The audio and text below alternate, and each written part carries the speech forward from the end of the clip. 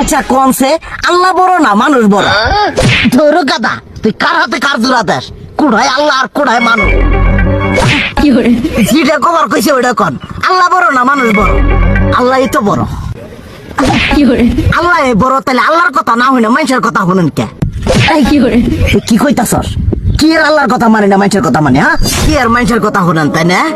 আমনে যে ওইদিনকে ডায়াবেটিসের রোগ নিয়ে যে হাসপাতালে গেলেন, ডাক্তার আপনার কত কিছু খাবার না করলো, সব কিছু না খাই এখন চলতেছেন। তাহলে আল্লাহ যে আপনারে কইছে যে হারাম খাবার না, সুদ খাবার না, কই আপনি তো কাম কাজ বাদ দিয়ে এলাকার মধ্যে টাকা পয়সা না গায়ে খালি ওইলে দিয়েই খান। নিজেরা টিয়াও হালাল ভাবে কামাই করেন না, ওই সুদ তো না কয়টা টিয়া করে লাভ আহে ওইলে দিয়ে দিয়ে চলেন আর পেটা বড় বানাইছেন।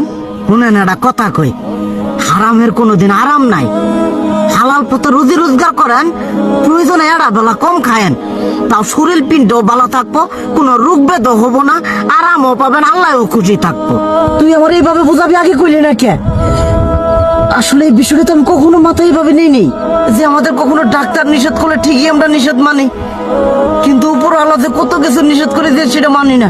আর এই যে হারাম পথে টিয়া পয়সা কামাই করতেছেন, শরীরের মধ্যে দুনিয়া রোগ বেত হয়েছে, দেখা যাইতেছে যা টিয়া হারাম পথে কামাই করতেছেন তার তো বেশি টিয়া মনে করেন জ্বলেই যাইতেছে গা বেশি।